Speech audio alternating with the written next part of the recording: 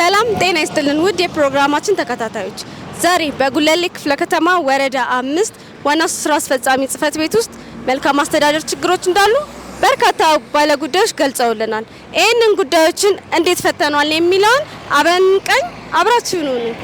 እሺ፣ አመሰግናለሁ። እኔም እናንተ እዚህ መጣችሁ እድሉን አግኝቼ እድሉን ሰጣችሁኝ ለዚህ ቃለ መጠይቅ በደንብ አድርጌ ወይም በጣም አድርጌ አመሰግናለሁ። ስሜ ኤፍሬም ታደሰ ይባላል። የጉለሌ ክፍለ ከተማ ወረዳ 5 የብሎክ 14 ነዋሪ ነኝ። የመልካም አስተዳደር ችግር የነበረው እንደ ብሎካችን ያው ይሄ ብሎክ 14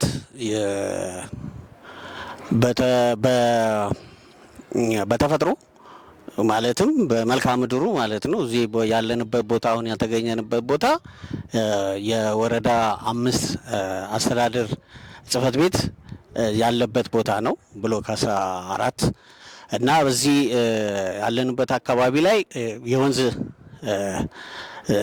ተፋሰስ አለ ወይም ወንዝ የሚያልፍ ወንዝ አለ እና ይሄ ወንዝ ያው ብዙ ጊዜ በፍሳሽ ከቤት እና ከሽንት ቤት ወይም ደግሞ ከተለያየ የልብስ ጣቢ የምን ይወጣና ወደዚህ ወደ ወንዙ የሚገባበት ሁኔታ አለ እና ይሄ በተደጋጋሚ እንደ መልካም አስተዳደር ችግር ተደርጎ ይነሳ ስለነበረ እና ይሄ ደግሞ የሚወጣው ከወረዳ የመጸዳጃ ቤት የወረዳ መጸዳጃ ቤት እና እዛ ሌሎችም አገልግሎቶች የሚሰጡ ከከበቡም የሚመጣ ፍሳሽ አለ። ማቋረጥ ፍሳሽ ብዙ ጊዜ እየሄደ እና በዚህ ምክንያት እዚህ አካባቢ ያለው በዚህ አካባቢ የሚኖረው ነዋሪ ትንሽ በጤናም ላይ ችግር ያመጣ ስለነበረ ይህም በተደጋጋሚ በቅሬታ አቅርበናል። በምክር ቤትም በአስተዳደሩም በኩል በዋና ስራ አስፈጻሚም በኩል እንደዚሁም ደግሞ በተለያዩ የሚመለከታቸው ባለድርሻ አካላትን በዚህ ምክንያት በማነጋገር በተደጋጋሚ ጠይቀናል፣ ትግልም አድርገናል። ነገር ግን ያው ይሄ ችግር እውነትም ታይቶ ወርደው መልካም አስተዳደር ታች ወርደው መጥተው በማየት ለዚህ ተገቢውን የሆነ እርምጃ እንዲወሰድ የተደረገበት ሁኔታ ነው ያለው እና ይህን ይመስላል እና እዚህ አካባቢ ያለው ብዙ ተደጋጋሚ ሮሮ ነው። በቃ የሚያነሳው ጥያቄ ነው። በጣም እንትን አለ። ስለዚህ አንደኛው ካለው ወቅታዊ ሁኔታ የተነሳ የወንዝን ዳርቻ ከማልማትና ጽዱ ከማድረግ አንጻር መወሰድ ያለባትም ተገቢም እርምጃ ስለሆነ በዚህ ምክንያት አስተዳደሩ ይህን እርምጃ ወስዷል። ይህን እርምጃም ስለወሰደ እኛ በብሎክ ነዋሪ ስም በጣም አድርጌ አመሰግናለሁ።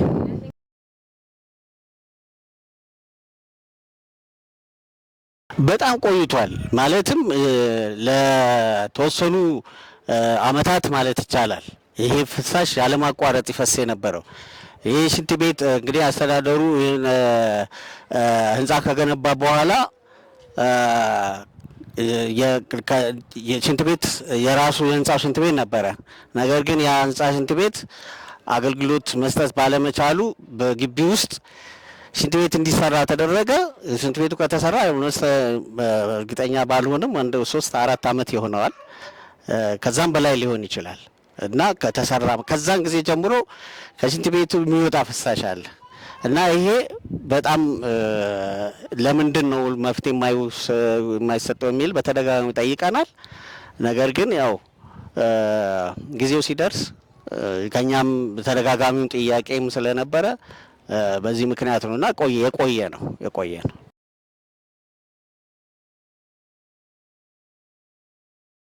አሁን ዘላቂ መፍትሄ ተሰጥቷል።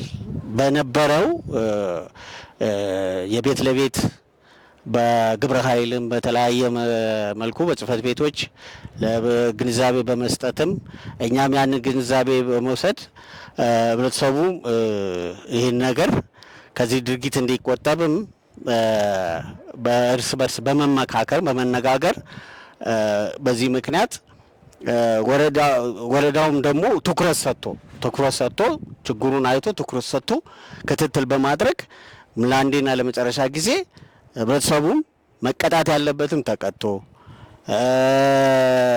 እርምጃ ተወስዶ አሁን ዘላቂ የሆነ መፍትሄ ላይ መድረስ ተችሏል ለማለት ይቻላል።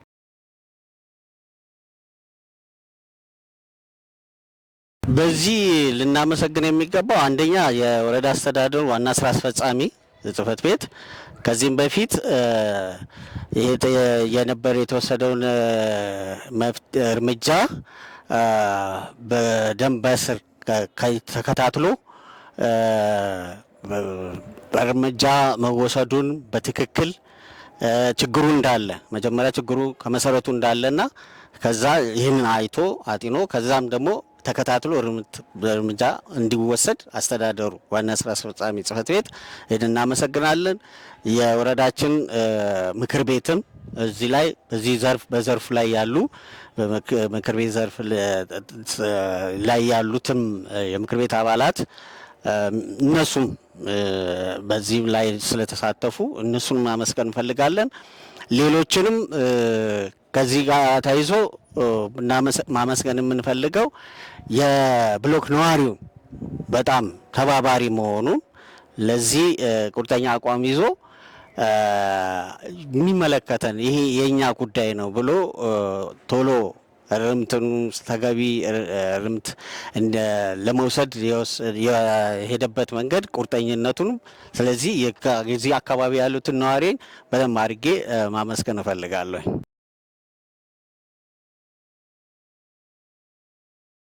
እኔም እናንተ ያው እዚህ መጣችሁ በእውነት ላመሰግን የምፈልገው ኮሚኒኬሽን ጽህፈት ቤት እናንተ መጣችሁ በእንዲህ አይነት መልኩ እኔ በእውነት ኤክስፔክት አላደረኩ ያልጠበቅኩት ነገር ነው እና በጣም ትኩረት መስጠት እኛ ከዚህ በፊት በተደጋጋሚ እንዳልኩ አንስቼዋለሁ እንጠይቃለን እንትንላለን እንደዚህ አመት በዚህ በጀት አመት በ2018 በጣም ትልቅ ስራ ነው የተሰራው። በተቀናጀ ስራ ነው የተሰራው። የምክር ቤቱም የዋና ስራ አስፈጻሚውም የእናንተ ኮሚኒኬሽን ስራ ከዚህ በፊት በተደጋጋሚ ዋና ስራ አስፈጻሚ አቶ ወርቅነህ እዚህ ድረስ መጥቶ ቦታው ድረስ መጥቶ አይቶ በካሜራ በፎቶ ምናምን አስደግፎ ወስዶ እዚህ ላይ ይሄ ነገር የመልካም አስተዳደር ችግር ተፈቷል ብሎ ያስቀመጠበት ሂደት አለ። ዛሬ ደግሞ በተለየ እናንተም ደግሞ መጣችሁ ይሄ ጉዳይ በዋና ስራ አስፈጻሚ ወይም ደግሞ ምክር ቤት ብቻ ሳይሆን ፓብሊክ ህብረተሰቡም ይሄን ድረስ ተደራሽ መሆን አለበት ብላችሁ አስባችሁ እናንተ እዚህ ተገኝታችሁ ቀረጻ በማድረጋችሁ በጣም አድርጌ አመሰግናችኋለሁ። አመሰግናለሁ። መጀመሪያ እናንተ ይህንን ጉዳይ እንትን ለማለትና ለህብረተሰቡ ለማቅረብ ይህን ዝግጅት ይዛችሁ ስለመጣችሁ ከልብ አመሰግናለሁ። ስሜ አዳሙ ዘገየ ይባላለሁ። የጉለሌ ክፍለ ከተማ ወረዳ 5 የሰላም ፍትህ መልካም አስተዳደር ቋሚ ኮሚቴ ሰብሳቢና የመብራትና የውሃ ፎረም አባል ነኝ።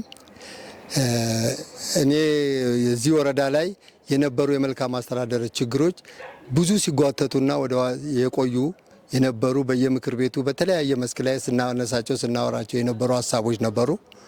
ነገር ግን በአሁን ሰዓት ይህ የነበረው የዋና ስራ አስፈጻሚ እነዚህን ጉዳዮች በማየት ወርዶ ለመፈጸም ያደረገን ጥረት በዚህ አጋጣሚ ሳላመሰግን አላልፍም። በመጀመሪያ የተፈቱ የመልካም አስተዳደር ችግሮቻችን በዚህ አካባቢ ብሎክ 14 ላይ የነበረ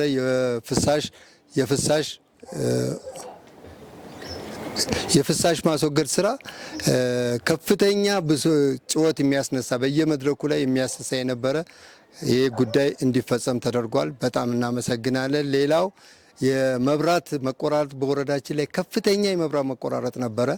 የነበሩትን ከዋና ስራ አስፈጻሚና ከመብራት ኃይል ሰሜን ስትሪት ጋር በመመካከር የነበሩትን ፖሎች በሙሉ ነባር ፖሎችን በሙሉ እንዲቀየሩ ያደረግንበት አግባብም ደግሞ የበለጠ ለወረዳው ሕዝብ እውነተኛ ስራ እየተሰራ መሆኑን የሚያሳይ መሆኑን አይተናል።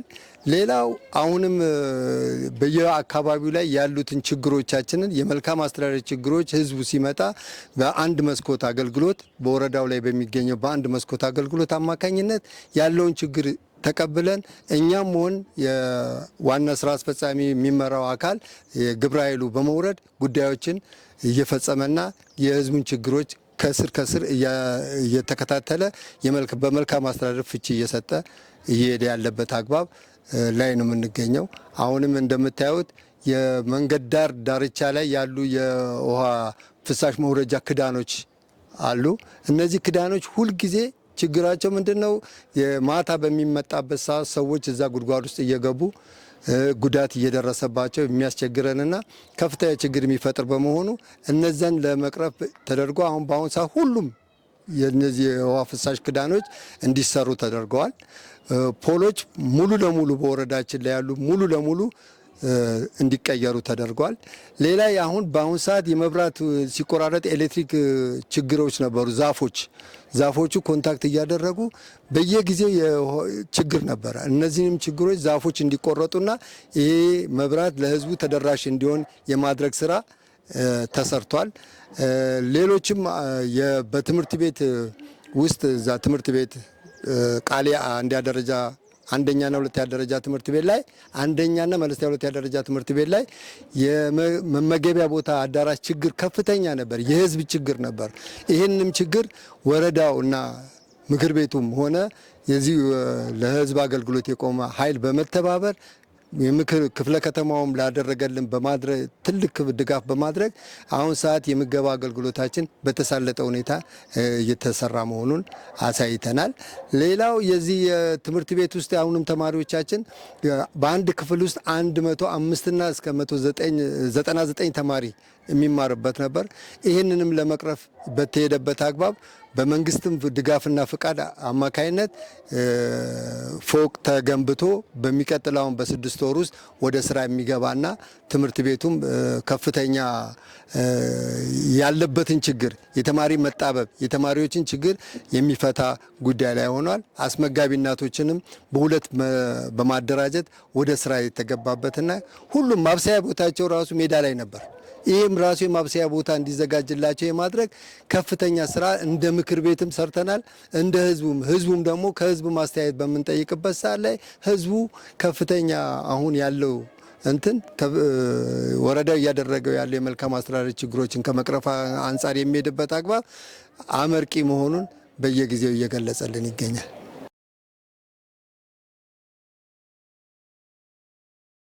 የማመሰግነው የእኛን ጥያቄዎች ተቀብለው በአዲስ አበባም በክፍለ ከተማም ደረጃ ተቀባይነት አግኝቶ የዚህ የትምህርት ቤቱን ግንባታ የመብራት ኃይል ደግሞ ፖሎችን የውሃ ፍሳሽ ደግሞ እነዚህ ፍሳሽ ማስወገጃዎችን እየተባበሩን የእኛን የመልካም ጥያቄያችንን ምላሽ የሚሰጡ አካላቶችን ከልብ እናመሰግናለን። ሌላው ሌት ተቀን ደከመ ሰለቸን ሳይል እኛም ምንም የመጣን ይህን እንዳልተስተካከለም ስለን ተቀብለው ለማስተካከል የሚያደርጉ አመራሮች የወረዳው አመራሮችን ከፍተኛ ምስጋና አለኝ። በዚህ በተረፈ በጣም እናንተንም ከልብ አመሰግናለሁ። ይህንን ጥያቄ ህብረተሰባችን እንዲረዳው ከማድረግ አንጻር የምትሄዱበትን አግባብ ከልብ አመሰግናለሁ። ስሜ ወርቅነህ ጌታቸው እባላለሁ። የወረዳ 5 የዋና ስራ አስፈጻሚ ጽህፈት ቤት ኃላፊ ነኝ። ያው ዛሬ በአንዳንድ ነገር በተሰሩ ስራዎች ላይ በመልካም አስተዳደር ችግሮች በተፈቱት ላይ ያው ኢንተርቪው ለማድረግ እኛንም ስለጋበዛችሁን እናመሰግናለን እናንተን።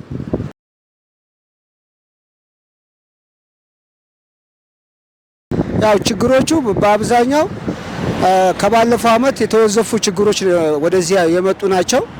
ከዚህ ውስጥም አንደኛ ከህዝብ የተነሱ ጥያቄዎች አሉ። እንዲሁም ከሰራተኛ የሚነሱ የመልካም አስተዳደር ጥያቄዎች አሉ።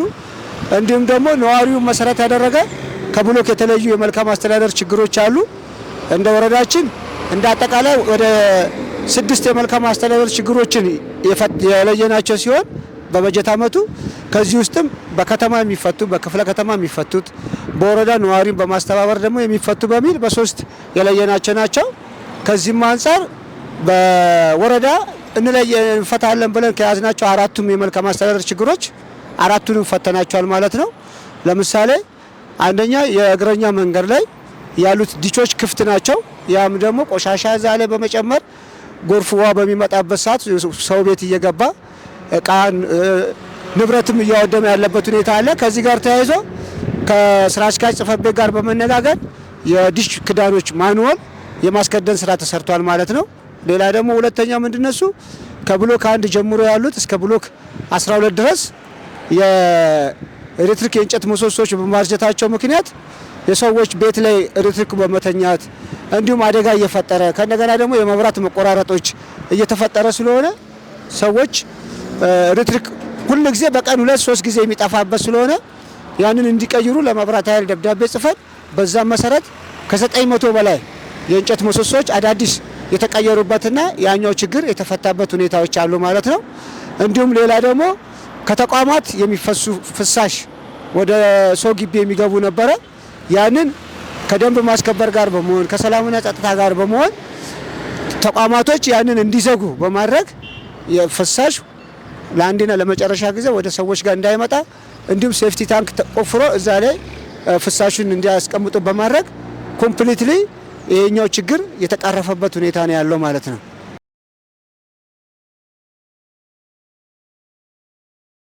ችግሮቹ አንዳንዱ ችግር ከ5 ዓመት በላይ የሚቆይ አለ፣ አንዳንዱ 3 ዓመት አለው እና የረጅም ጊዜ ጥያቄዎችና ሲንከባለል የመጣ ውዝፍ ችግሮች ናቸው ማለት ነው። በዚህ ዓመት ግን ካሁን በኋላ አዳዲስ የመልካም አስተዳደር የሰዎች ፍላጎት በየጊዜው እየጨመረ ስለሚሄድ አዳዲስ የመልካም አስተዳደር ችግሮችን ነው እንጂ እያዝን ያለ ነው።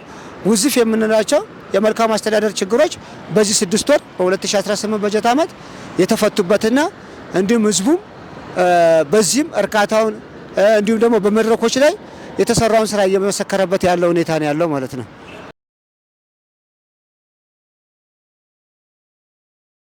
ህብረተሰቡ ከጊዜ ወደ ጊዜ የመልማትና ከእንደገና ደግሞ ያሉትን ችግሮች ከአስተዳደር ጋር በመቀናጀት ከራሱ ገንዘብ በማዋጣት አብዛኛው ከራሳቸው ገንዘቦችን በማዋጣት ችግሮች የተፈቱበት ሁኔታ አለ። እንዲሁም ደግሞ በቅንጅታዊ አሰራር ደግሞ ተቋማቶች ቶሎ ምላሽ በመስጠት መብራት ኃይል፣ ስራ አስኪያጅ ጽሕፈት ቤቶች ደግሞ ምላሻቸው በጣም ከፍተኛ ስለሆነ በቅንጅት በመስራት ችግሮችን መፍታት ችለናል ማለት ነው።